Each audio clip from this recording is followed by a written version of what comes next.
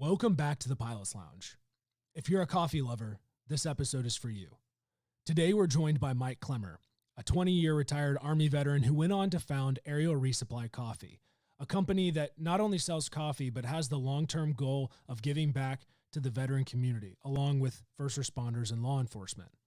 Mike shares his story both in the military, leaving the military with his career skills program into corporate America, and ultimately what led him to pursue his passion and found Aerial Resupply Coffee, also known as ARC. From wherever you are listening, sit back, grab your cup of Aerial Resupply Coffee, and thanks again for joining us on the Pilot's Lounge. We want to take a brief moment to say thank you for the community who has poured support out for the Night Stalker families affected by the 10 November incident.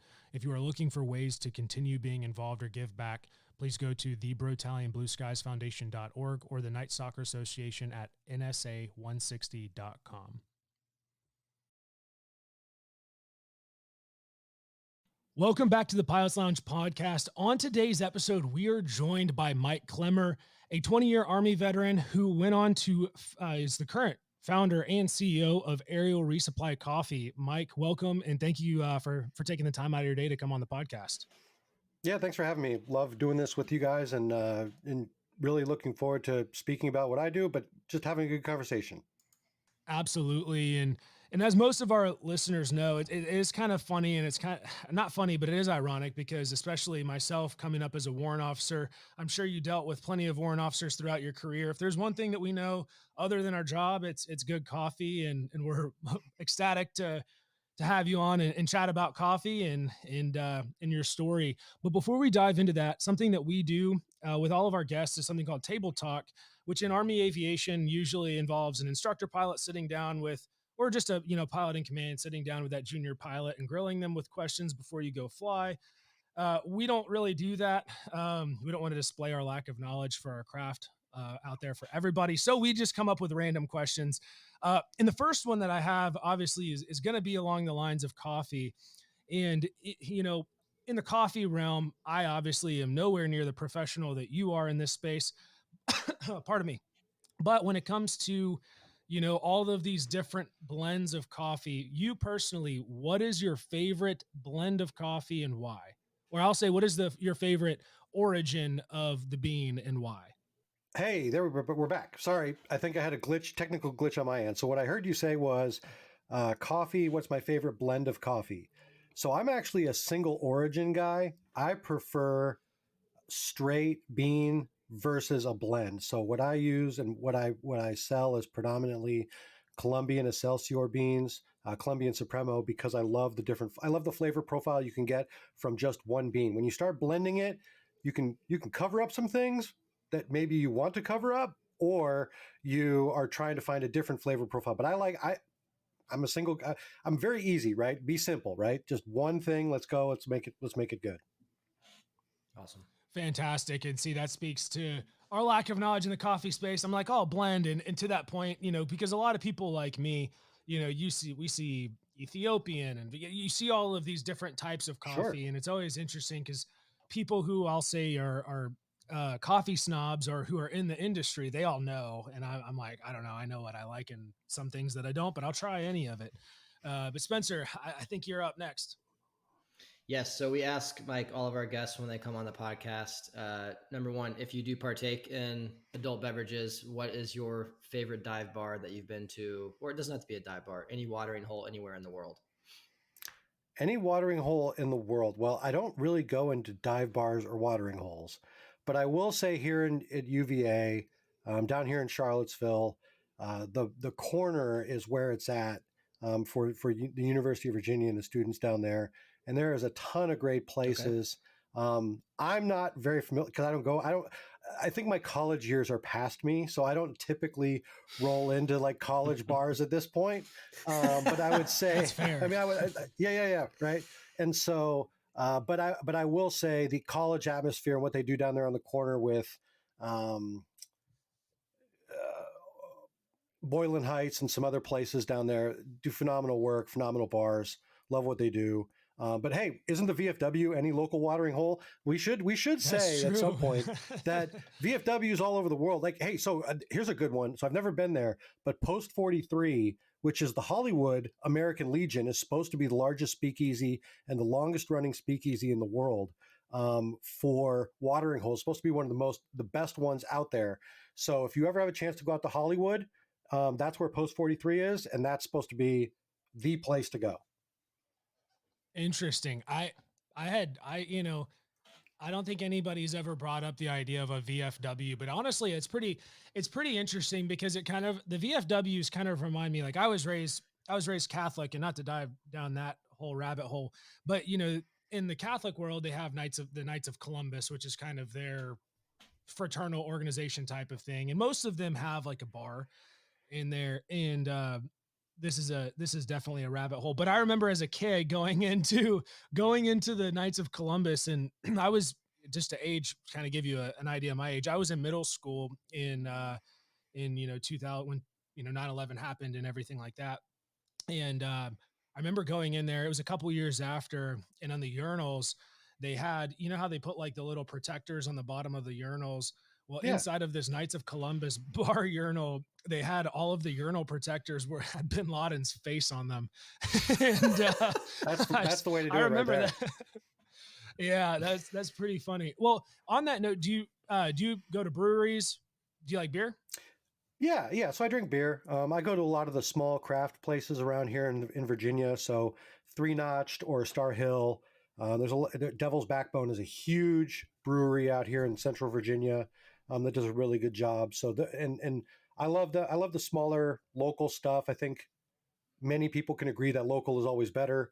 And really, it's I would for me, agree. it's not only just about the beer, but it's also about the fact that you could actually learn who the owners are, learn the people, learn the families, build relationships. Yeah. So it's a lot better in my opinion than well, it's just my opinion. Let's put it that way. Absolutely. Um, Now, kind of along the same lines of places that you've been, in your lifetime.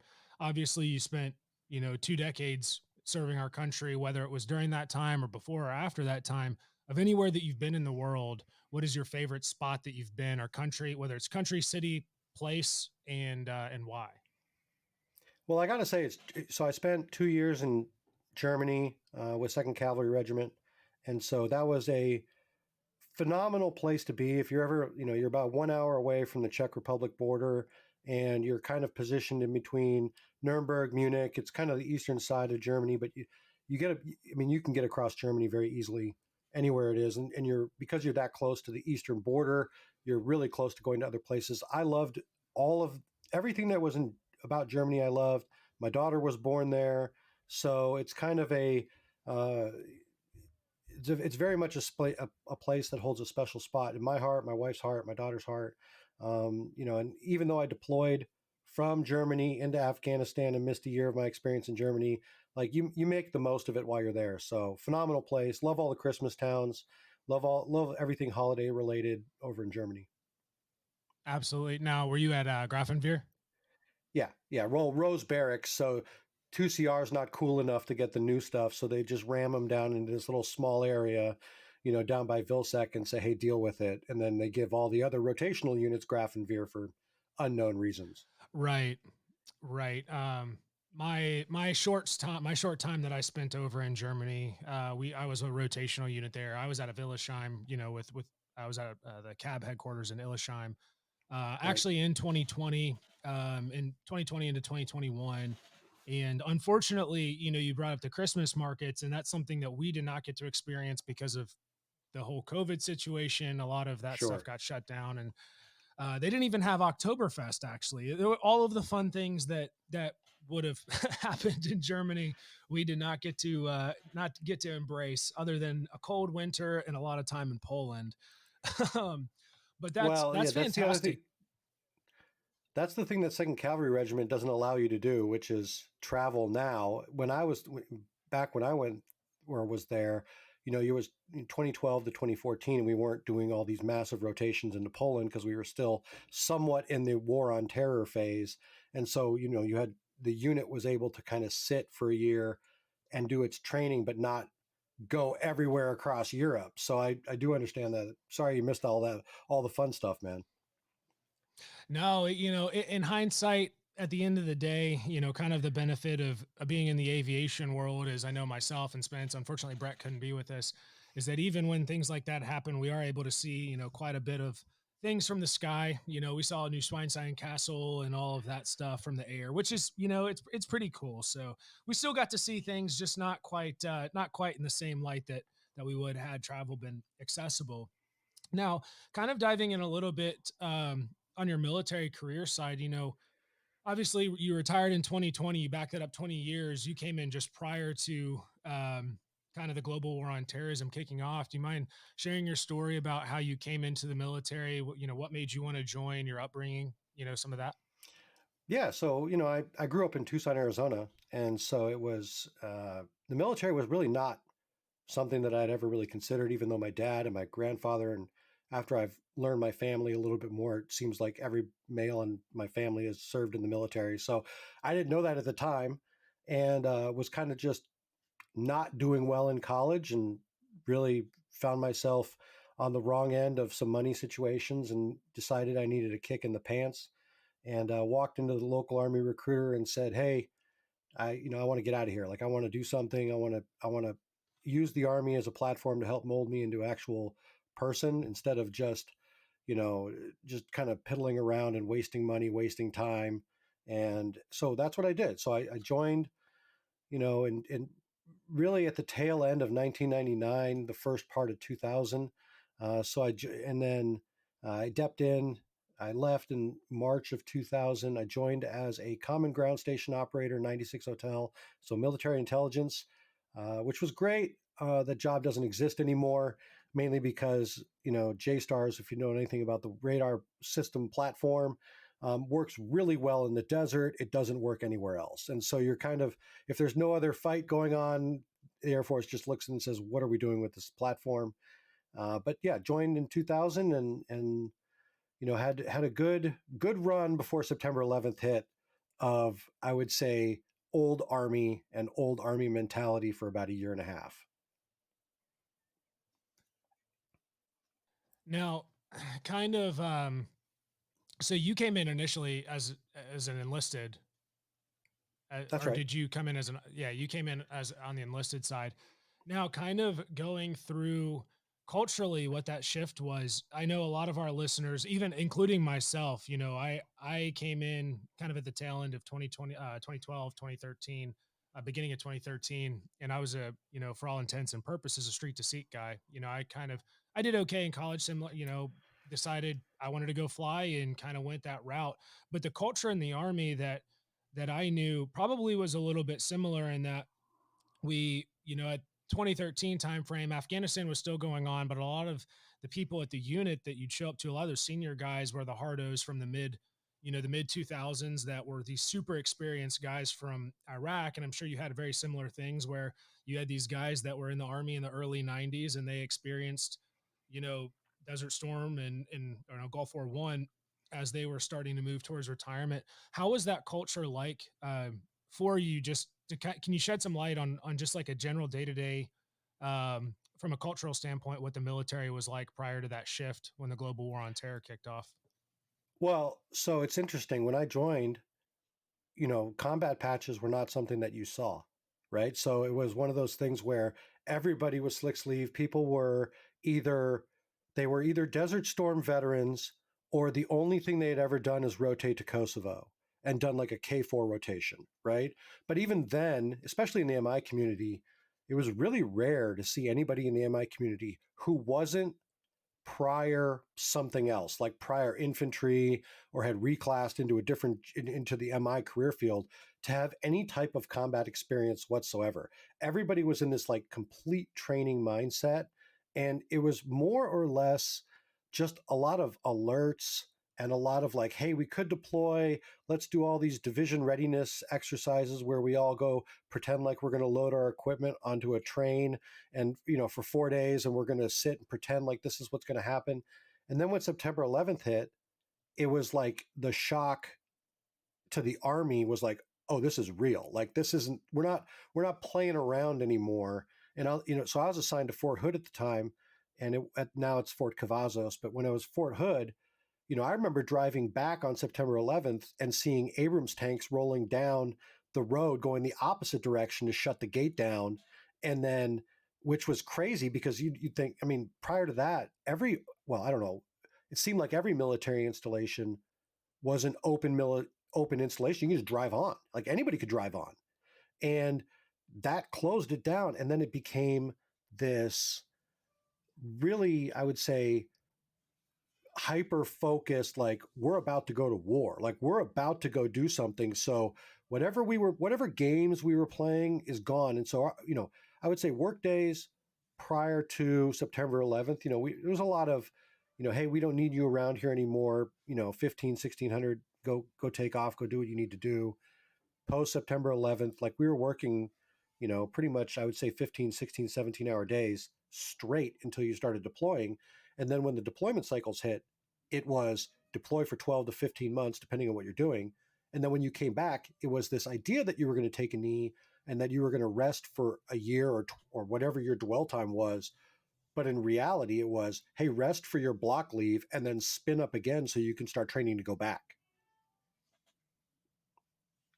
I think that's a really interesting it's interesting hearing from your perspective, especially too in that 2000 to 2001 pre 9/11 time frame, because I think a lot of the people in I'll say my generation, meaning people who've joined really I'd even say between 2012 to now, really, as things have started to slowly trickle down. Not to say that rotations haven't existed. We still have people, rotating over to the Middle East in certain, depending on their airframe, depending on their job, depending on what they're doing.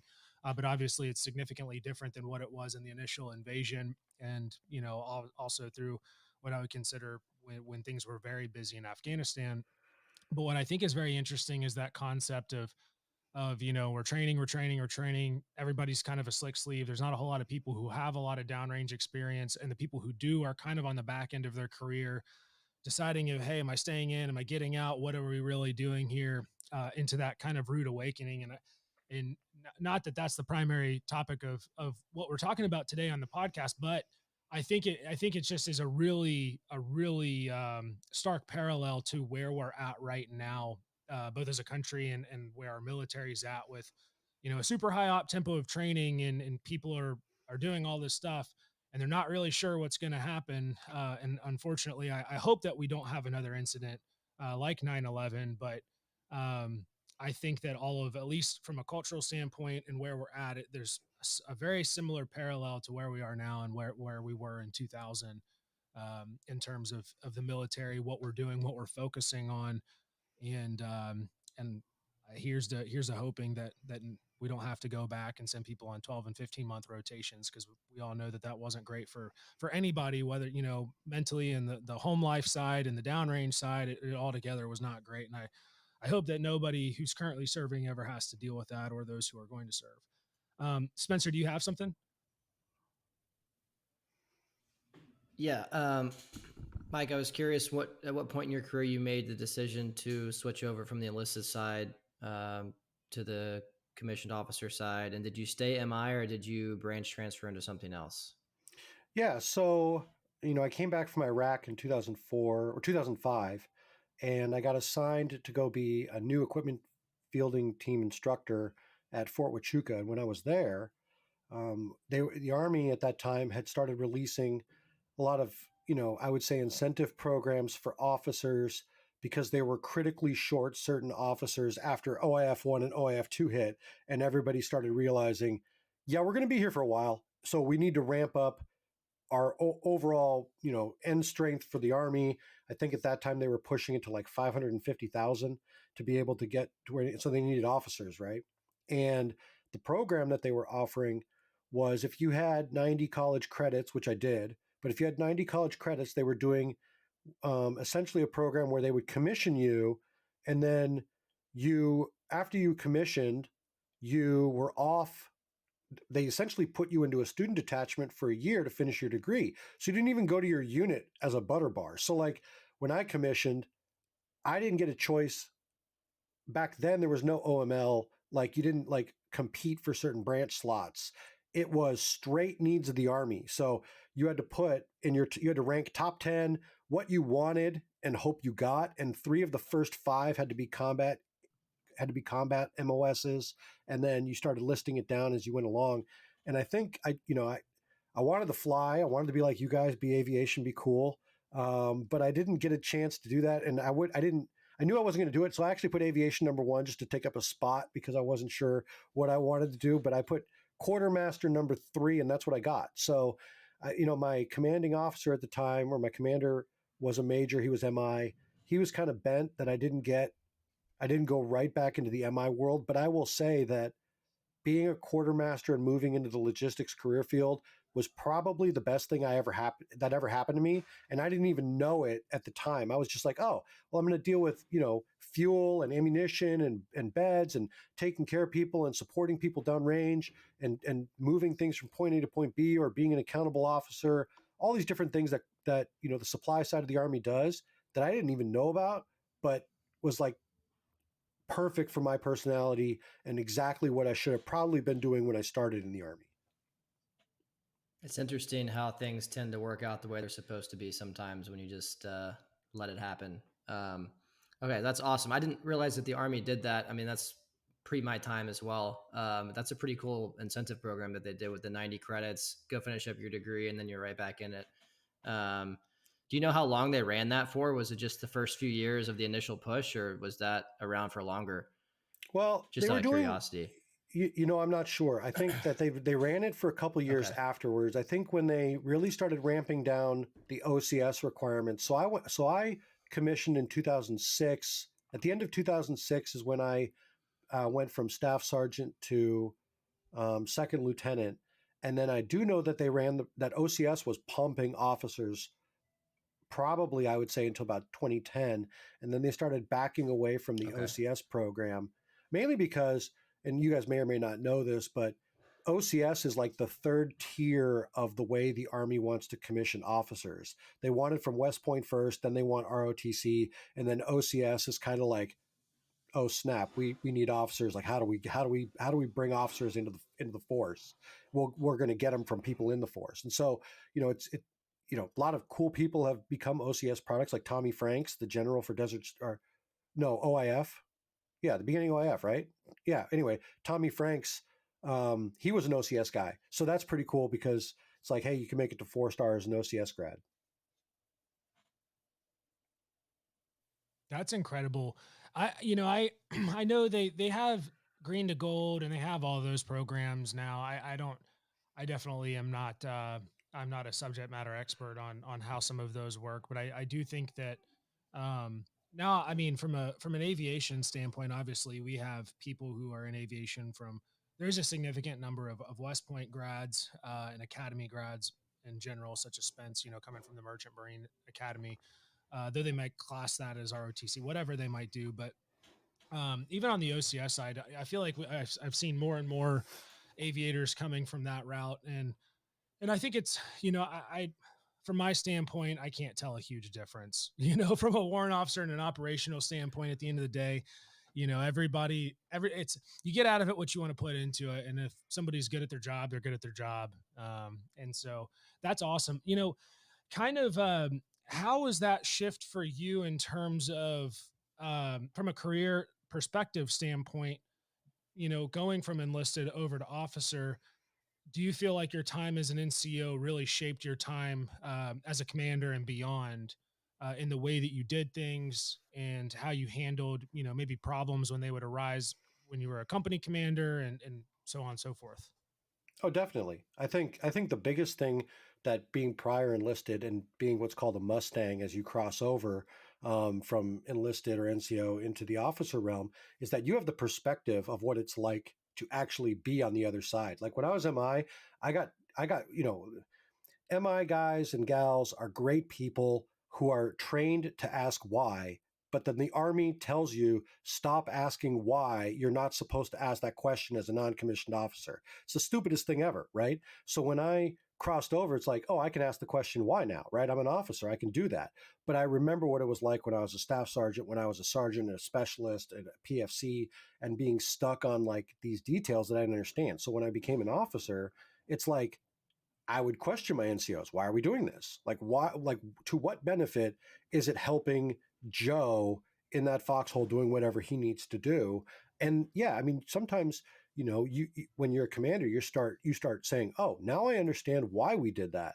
I don't agree with it. I think it's stupid, but I understand why we did it." And either A, we have to continue it because we don't have a better solution at the moment, or no, I'm not doing that. We're going to find a new way to do it now. And we're going to make it better for everybody. And so I think it gave me a perspective, well, at least I hope it did. It gave me a perspective of, yeah, it sucked to be an E3, but now I'm an O3. So what am I going to do to make the E3's life better? That's a fantastic Yeah, perspective. it's a great perspective to have for sure. And I think you could easily make the argument that having that background is going to make you a better leader and officer, in my opinion. I'd love to move the ball forward because the military is all great, but we really brought you on to talk about what you're doing now with Aerial Resupply Coffee. So as we transition to the backside of your time in service, correct me if I'm wrong, but you did a CSP or a DoD skill bridge, right? As you transitioned out. I did. Yeah. So at the end of so Can I, you? I was the example of what not to do as you retire from the Army. They tell you straight up. No, they tell you, look. So they tell you, hey, if you're retiring from the Army, you're supposed to retire 2 years out, right? Like, or you're supposed to start your process 2 years out. 2 years out, I didn't know what I wanted to do. And they threw me in as a battalion executive officer and said, go. So here I am fighting in the KD knife fight of being an XO, which is, 18-hour days anyway. And then they transitioned me into the become a brigade S3. And so I'm like, I went from one really hard job to the next really hard job. And then like 4 months into being an S3, I'm like, you know what? I'm done. I'm going to retire. But I was still the S3. So and then COVID hit at the exact same time as I'm retiring. So I fought my way into the DoD SkillBridge program in a place that didn't exist. So I started networking, and I wanted to, I was looking at doing like renewable energy. I wanted to do something completely different from the Army. I did not want to be a defense contractor. Like, that was not what I wanted to do. And so I started searching for Army veterans who worked in the defense industry, or I'm sorry, the renewable energy industry. And the COO at the time of Apex Clean Energy here in Charlottesville was a former West Pointer. So I reached out to him, and he's like, "Yeah, come on, we'll bring you on board." And having that 4 months time to learn corporate America, to learn what it's like to talk to people and work with people who are not coming to you with rank first or coming to you with some sort of military problem, but they're there just to do their job, and they're there to just be good people, like, helped me decompress and helped me like really learn, like, okay, how can I just be Mike again? Right. And so I really enjoyed it, and spent 4 months with Apex, which was a great experience, and I wouldn't trade. I'd recommend it to anybody if they can get into the SkillBridge program. Yeah, I'm really glad that you had a great experience with that. And I think it's often something, this is far too common with most of the benefits of the military, is that it's just not something that's talked about a lot. And I feel like the majority of service members are completely unaware that it even exists, or the fact that they can go out and do exactly what you did and, leverage their professional network to create an opportunity and have that individual fill out the relatively simple paperwork that's needed. Like, you don't have to go onto the DoD SkillBridge website and find company X, Y, and Z that's listed. You can go out and do a little legwork and see if you can create a CSP. So for anybody that's listening to this, that's kind of on the threshold of thinking about transitioning out, it requires the right command in place to sign off on it and, let you do it. But at the end of the day, I think I would like to think that most commanders care enough about their individuals to set them up for success outside the military. And it's a win-win for both parties. The individual gets to go out and get real world experience. The company gets, a motivated individual that's there to learn for free. And if you do want to keep them on, you just got anywhere from 2 to 6 months of free labor to get them spooled up. So it's pretty cool. Did you end up staying on with that company afterwards, or did you move on to somewhere else, Mike? So I moved on. What it turned out to be, it was, like I said, everything's a blessing. I personally believe that everything happens for a reason. So I went I agree. into Apex with open mind, realized it wasn't really what I wanted to do, But it gave me time to continue networking, which is something that, you know, I guess I was pretty good at doing in the Army, but I didn't know anybody outside of the Army or outside of the military. Kind of forced me out of my comfort zone, which was a good thing. I'm glad. So anyway, I latched onto a company at the time called Parasense, which did refrigerant leak detection, and unfortunately was kind of a defense contractor because they were working with the U.S. Navy for refrigerant leak detection. But it was okay, right? Because I landed my first job. It gave me my first sense of, hey, I'm getting paid by somebody that's not named Uncle Sam, and I can, be part of, a different aspect, and then learn what that is and learn how that works, learn how sales works, learn how, the corporate culture works in a very smaller setting. And then I also learned about the private equity world because that company got bought and sold twice while I was there, and ultimately became part of what's now MSA, Mine Safety Appliances, which is the safety company. Something that I commend you on, and I'll share a blurb here in a moment, is that, through these experiences after your CSP and, dipping your toes into the corporate world, probably my favorite thing, in doing a little bit of research prior to this episode that I saw was like, you left the military and you did this and you decided that you wanted to do something different. And you said, but before you could, you had an epiphany. And I think that that epiphany is something that, I resonate with a lot, in terms of, what we choose to do with our lives and our purpose and our passion and, what we feel our personal mission set is. And for you, that was going on and, founding your company that that you're growing today. And if you don't mind, sharing a little bit about what your thought process was and what really drove you to say, I'm going to step away from corporate America. This isn't what I want to do. I want to go out on my own, start this company. This is what I'm doing. What was that decision process for you that led you to that point? So I think a couple things happened simultaneously. The first one was I started to realize, especially in the corporate world, that if you hated army bureaucracy or you hated the military bureaucracy, corporate bureaucracy is worse. And I didn't understand, and look, they are all great people. I can't say anything bad about any of the people that I worked with in corporate America. It's just there was no ability to make a decision and then move and keep going. And it was very much, and again, it might, other places might have been different. My experience was just that. And you know, I'm I tend to believe I'm one of these people that likes to be, I want to take all the information and make a decision, move forward, and let's go. Well, so I was kind of getting a little disenfranchised with that. And then at the same time, I was, I think everybody's heard of Black Rifle Coffee. So I was looking at like the market, and I came across an ad, and I said, these guys are doing really well, but where is, like, I'm not a special forces guy, right? I'm not infantry. I'm not a grunt. I don't buy into the grunt style, the Black Rifle Coffees. I don't buy into the marketing. They make great products. That's okay. But I didn't want my service to be only represented by that type of imagery, right? This is just Mike speaking. And I said, well, where's all these stuff that talks about what I did? Where's the logistics community? Where's the support of where's the support behind the military? Which, oh, by the way, is like over half of the military, right? There's only 20% of the military's actual combat forces. The rest of it just supports those 20%. And so, like, where is that? And it didn't exist at all. I'm still looking for it.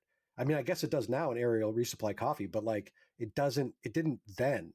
And I said, well, if it doesn't exist, I'm just going to go do it. I'm going to figure out a way to make it.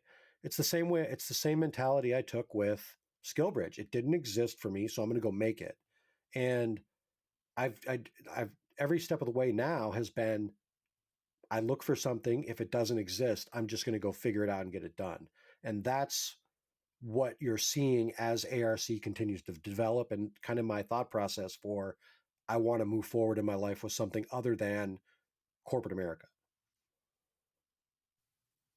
That's really incredible, and we definitely resonate on the Brotalion side because the whole reason Brotalion and Spencer, of course, I mean it's his origin story with their guys, but I've heard it a million times, and the whole reason that Brotalion came around was because again, at the time, Article 15 was around, and grunt style, was around. All these things were around, to your point, but nothing that really represented the aviation community.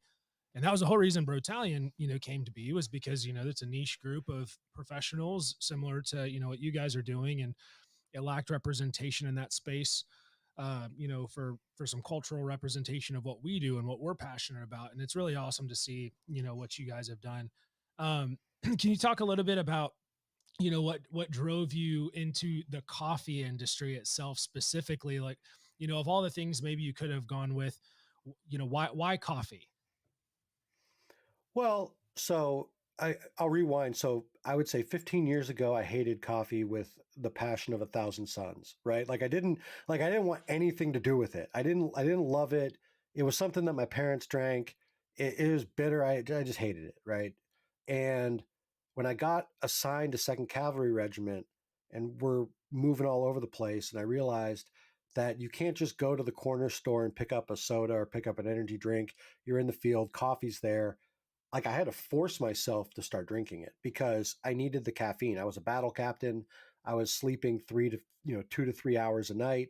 I'm like, I'm not getting any sleep, so something's got to give. And over time, it's just become this, like, I've fallen in love with the taste of it.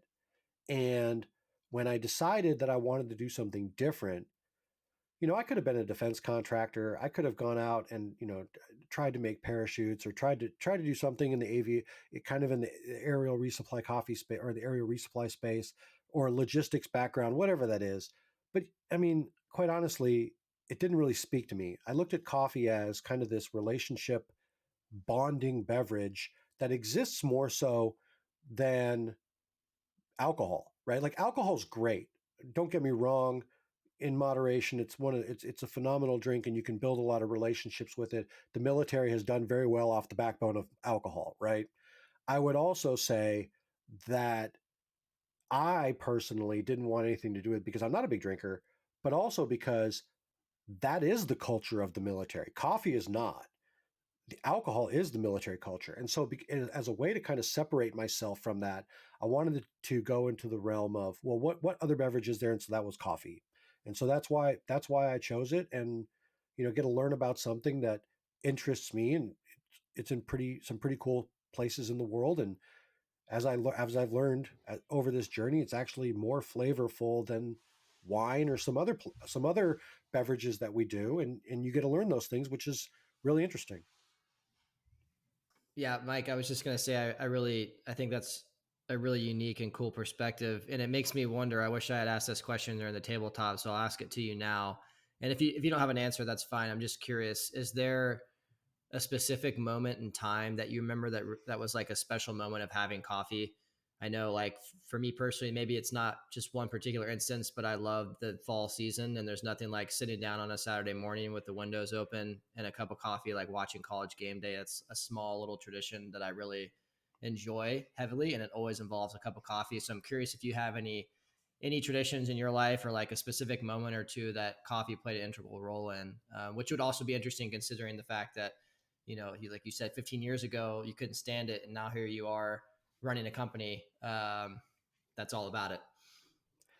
Well, I will say that my wife is very, very much a driver and an influencer in coffee for me. So every time I get to wake up and drink coffee with her, we get to sit and talk, is always a special moment to me because I just like that. We get a bond just over coffee, but we're doing other things, but it's still there. It's the thing that's present between us always, which is great. From a special moment perspective, I would say, I would go back almost 10 years ago to my time in Afghanistan, when the cooks. So I ran the company that I was in commander of was essentially a forward support company. I had mechanics, I had medics, I had the battalion staff or the squadron staff, and we were doing a lot of different things. But I also had the cooks, and so the cooks every morning, like I was always up at 4:30 in the morning. So here I am at 4:30 in the morning, standing there waiting for the cooks to finish what they're doing. And they would started to learn that I would always show up, so they would always have coffee ready for me. I was the very first one there. So they would put coffee out before anything else because I was there. But in turn, I took care of them. So it was kind of cool where you just got to sit there and just have some time with the cooks who never really got to see the commander anyway because they were always busy doing what they're doing. And, it's kind of like FaceTime, but you get to learn all these really cool people who are doing something that everybody else takes for granted. And you just get to have a little coffee moment with them. So that's what sticks out to me, I'd say, with that. Yeah, it's a great mechanism for bonding and relationships for sure. I'm curious too. So when you started getting into this, did you start it as a side hustle when you were still working in corporate America, and then eventually decide that you were going to go into it full time, or did you just like quit your job and then dive into it? Yeah, so this was a side hustle to start. So I'm a big believer Okay. in what's kind of called the lean startup.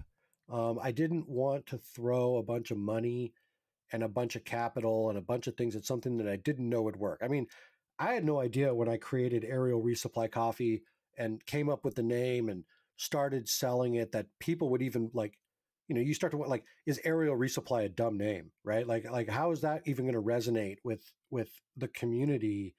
You never know, right? Like you try to come up with these things and you see what sticks, and like to a T, everybody has said that they love the name, they love the kind of the product. They love the niche that and the marketing and the direction that ARC is going.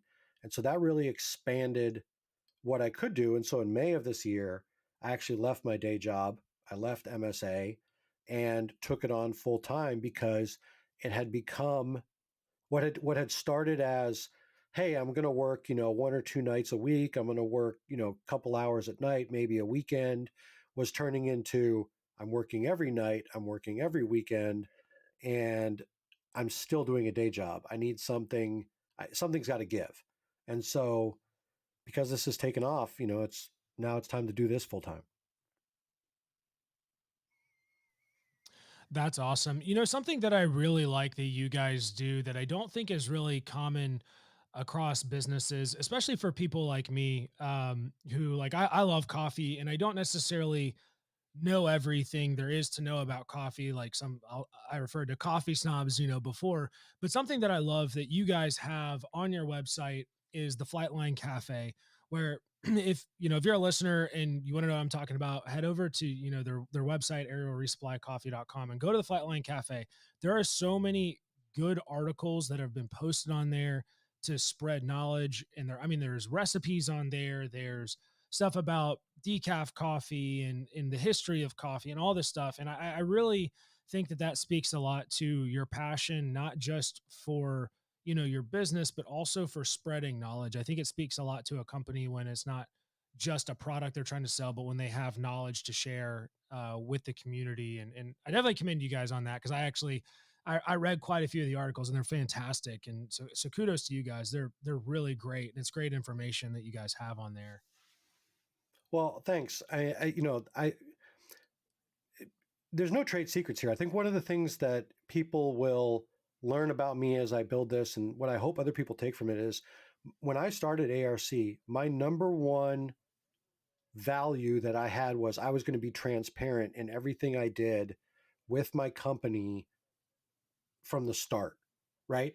The ups, the downs, the wins, the losses, the challenges, because I wanted people and other veterans and other just people in general to see like you can enter a market that most people would, and I've had many people tell me, oh, well, your market is saturated. You're never going to make it. Too many people sell coffee. It's never going to work. You're just going to be another, this or another that. And here I am. I'm not only am I 2.5 years in, I'm growing, I'm scaling, I'm looking at potentially 7 figures in the next 2 years. Like those things don't just happen because you just enter a market and wade in, right? And so I wanted to be, transparent in this. And what I've done and what I've learned I've done is build a community of people who not only support me, support the brand, but they want me to succeed, but they're also like out there talking about what ARC is because it's helping the veteran community. So I probably like deviated from your question there a little bit, No, but I no, was that's trying, fine. I just want to make sure that like people understand that, you can build a company behind the scenes and never be seen. You can build a faceless YouTube channel and never be seen, right? but that doesn't transfer to I'm going to go talk to a person on the street who may not know who I am or may have seen my stuff and now they're like, "Oh, I get to meet this person who's doing something really cool for their community or for, the demographic like the military, the veteran stuff." And so, it was just a mentality that I wanted to make sure I had when I built this thing. Absolutely. And something that you said in there stuck out because it was actually what I wanted to segue into next. In, a mission that you are very you've posted it in a lot of different places, and it's worth talking about is, your mission itself of, growing Aerial Resupply Coffee to help support veterans in their communities, whether that's veterans, first responders, law enforcement, et cetera. Do you mind talking a little bit about that mission and what Aerial Resupply Coffee is doing for it? Yeah, so I look at so my experience getting out of the military into the and reaching out into the community when Uncle Sam was gone and it was just Mike was the VFW and the American Legion in my experience were not there with open arms ready to bring in a 20-year OIF OEF veteran. They were there to continue to move forward with the groups that they knew, Desert Storm, Vietnam, kind of the older generation of people. Great Americans, phenomenal people, not interested in Mike. And what I looked at and I said is why not? Well, what can I do to help rebuild a community or to insert ARC into the space that is vacant because those organizations don't want to do anything or at least try to bring in younger people to be part of their organizations. And so, you know, that was something that I want ARC to be involved in, and I'm still trying to figure it out, right? Like I don't have all the answers here. Like I'm not saying that even though it's on my website, like I'm still one person trying to find my way in the world. And if I had a vision board that said 5 years down the road, this is what ARC is going to look like, I will tell you it's probably some form of a community center or something that's multi-activity based, maybe shooting range, maybe axe throwing, maybe a gym, maybe a coffee thing, but something where it's not just going to the VFW and getting spaghetti dinner on Saturday night and open bar on Friday night and playing bingo on Sunday and just sitting there and just like doing nothing but telling war stories. It's like how do you insert yourself into the community and have veterans, law enforcement, first responders, everybody who's all dedicated to public service, right? Like at the end of the day, everybody you might wear a different uniform, you might do a little bit of a different task, you might do something that has different rules set because you've gone different places. You're still a public servant. You've still done something to serve the greater good that you should then be have see that same type of support in your community from other people other than just a 10% discount at a store. Like what can we do beyond that? And so that's where ARC and that's my vision. Like that's where I want to go.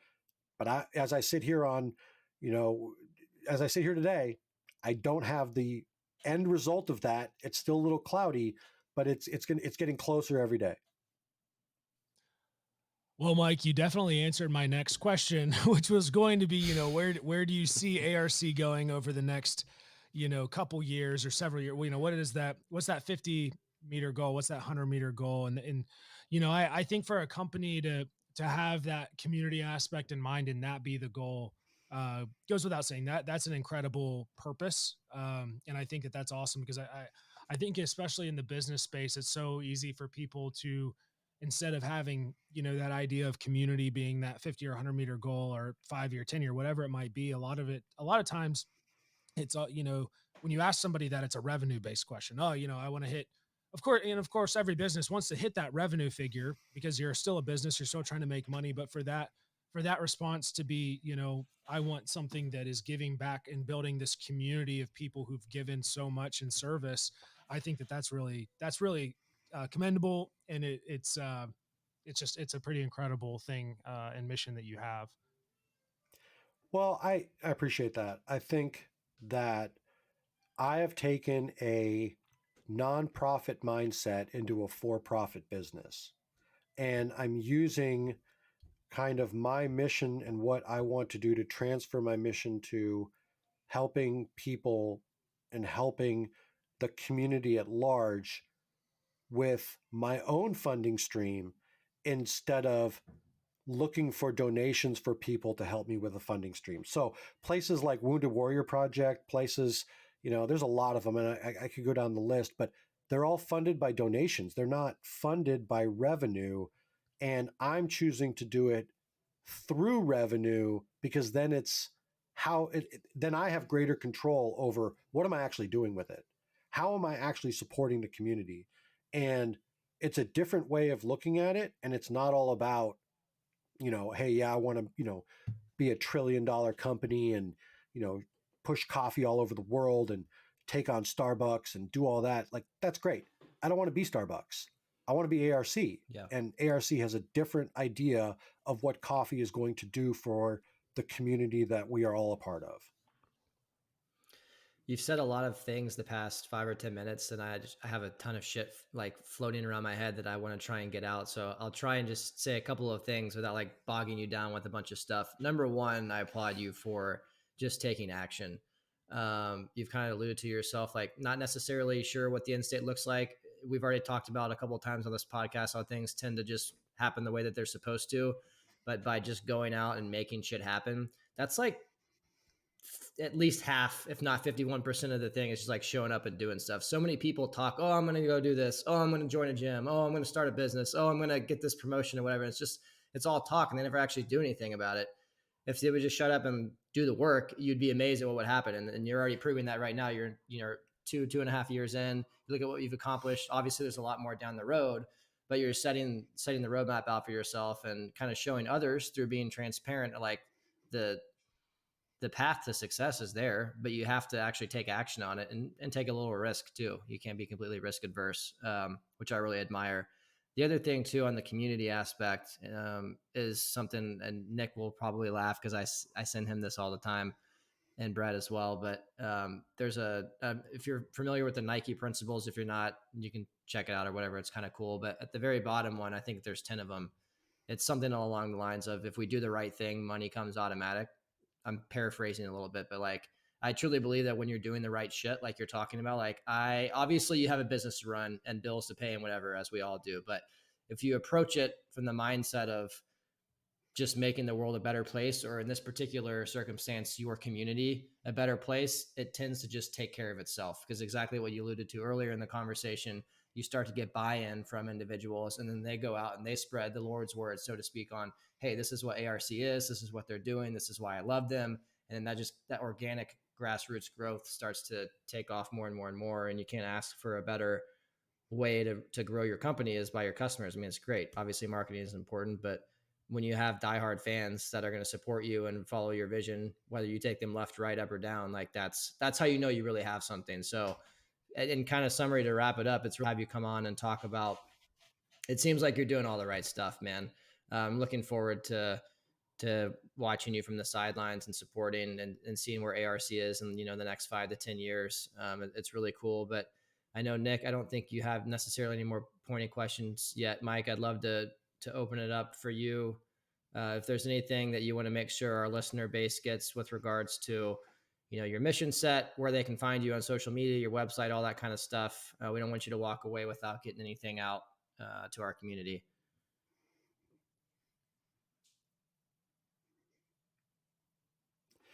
Well, I appreciate that. So I got two things really that I'd like to just take a minute if you guys are okay with it. So number one, because of the community set that you were talking about, ARC is actually raising money right now. We're doing a growth capital raise, and I'm doing it through a program called WeFunder, which is crowdfunding. So if you've ever heard of Kickstarter, if you've ever heard or anything along those lines, it's a very similar way for companies to generate revenue or generate investment opportunities for people like you and I to get involved at the ground level. So, many companies like venture capitals, you have to be an accredited investor. You have to come to the table with $250,000, all that. I'm not doing any of that. I'm doing crowdfunding. So the minimum investment tier as an unaccredited investor is $100, meaning anybody can do it. And even you can invest as much as you want, depending on your accreditation status. And even then, there's ways to make it work. But you can find what I'm doing on So the website would be wefunder.com/aerial.resupply. So you can find it there. And if you go to my website, aerialresupplycoffee.com, it's right there at the top of the banner, right? Here we're raising money. Go here, check it out. It'll take you automatically to the WeFunder site. I did a 45-minute video outlining why I'm doing a crowdfunding raise. And I'm doing it because of the community that I've built. I want the community that's been involved with Aerial Resupply Coffee this entire time to have the chance to continue to push this thing forward. And the people, and people are believing me. So up to this point, I don't know. I don't remember what it said. I think the last time I looked, it's like $225,000 raised.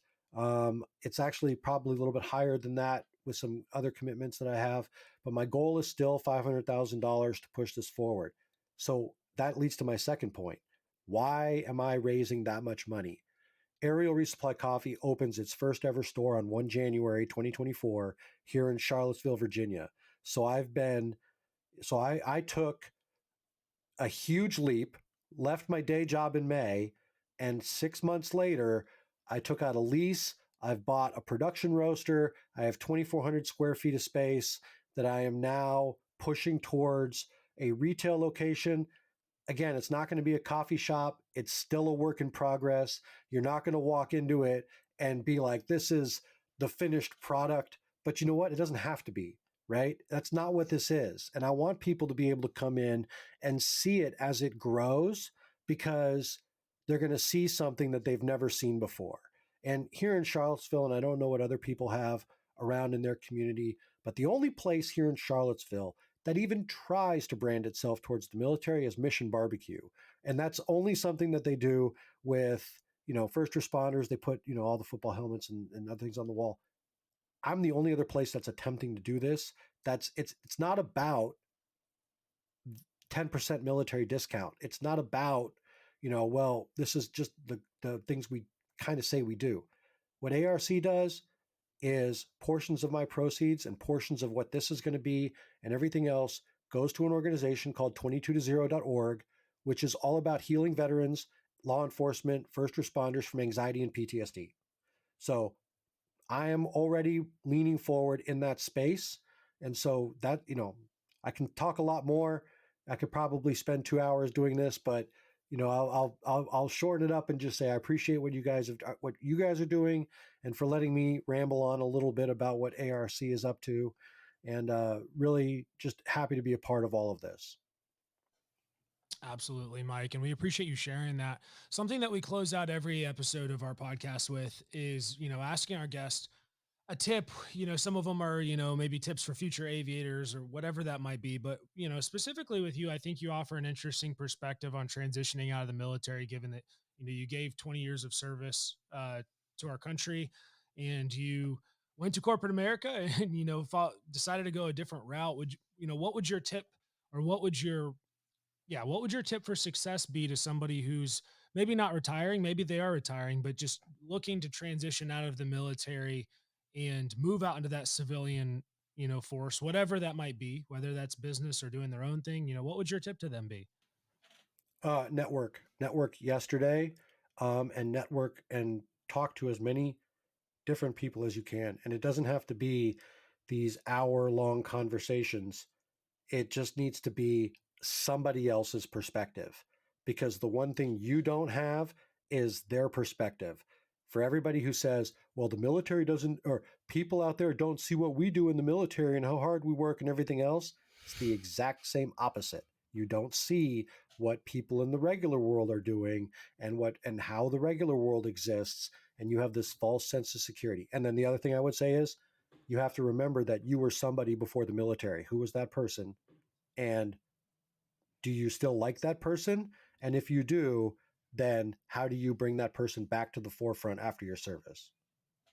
And what better way to Those network are than with a cup of fantastic ARC points. coffee? And again, something that I personally resonate with, and I'm sure that many of our listeners, Spencer's laughing and nodding his head, something I personally resonate with. And I know that many of our listeners will share that same sentiment, as I know we have several within our, close knit community of people who are involved in the company. A lot of them have transitioned out and are looking for those, their pathway in life. But Mike, again, thank you so much for taking the time out of your day and hanging out with us and chatting about, your career, what you're doing with Aerial Resupply Coffee, and kind of what your goals are for the future. For our listeners, I highly recommend you go over to aerialresupplycoffee.com. There'll be a link in the description of this episode, and try it out. They have all sorts of different things. If you have a Keurig, they've got K cups, they've got subscriptions. They have all sorts of types of coffee. If you want espresso, it's on there. And then again, me personally, I highly recommend everybody go over to their About Us, drop down to the Flightline Cafe. And if you want to learn stuff that maybe you didn't know, if you think you're a coffee snob, go over there. You're going to get educated. I did. And overall, again, Mike, just thank you for what you're doing. And thanks for taking the time to hang out with us today. Yeah, appreciate it, guys. Thank you very much.